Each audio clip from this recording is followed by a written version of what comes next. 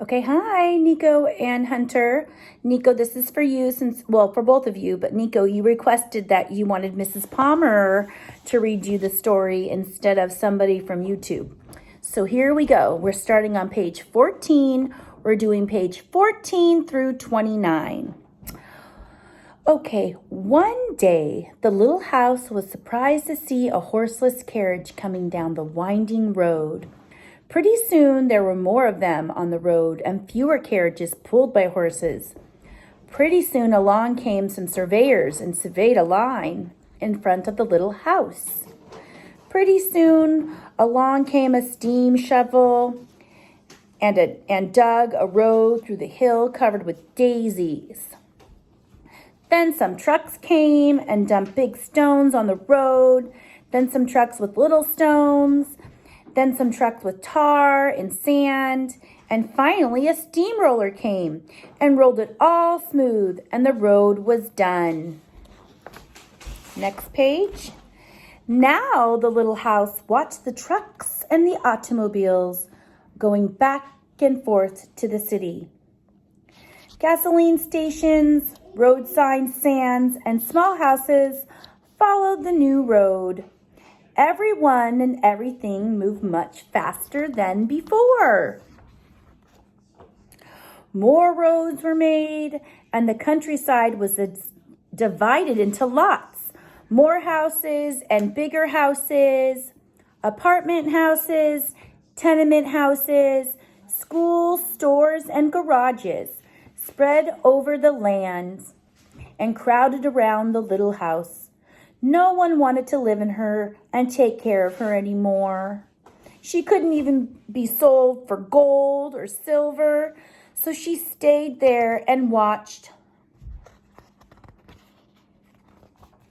Now it was not so quiet and peaceful at night.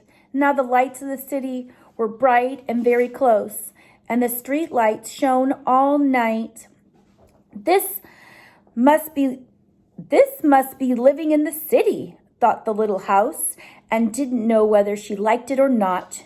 She missed the field of daisies and the apple trees dancing in the moonlight. Pretty soon there were trolley cars going back and forth in front of the little house. They went back and forth all day and part of the night. Everyone seemed to be very busy, and everyone seemed to be in a hurry. Pretty soon there was an elevated train going back and forth above the little house. The air was filled with dust and smoke, and the noise was so loud that it shook the little house. Now she couldn't tell when the spring came, or summer, or fall, or winter. It all seemed about the same. Pretty soon there was a subway going back and forth underneath the little house. She couldn't see it, but she could feel and hear it. People were moving faster and faster.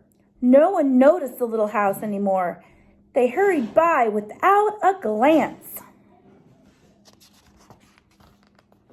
Pretty soon they tore down the apartment houses and tenement houses around the little house and started digging big cellars, one on each side. The steam shovels dug down 3 stories on one side and 4 stories on the other side. Pretty soon they started building up. They built up 25 stories on one side and 35 stories on the other. Okay, so that is where we are ending this week. So please, if you want to keep at least read along with me, or read with a parent, or if you can read by yourself, but at least I want you to read this at least one time, if not twice, every night this week. Okay? See you guys tomorrow in class. Bye.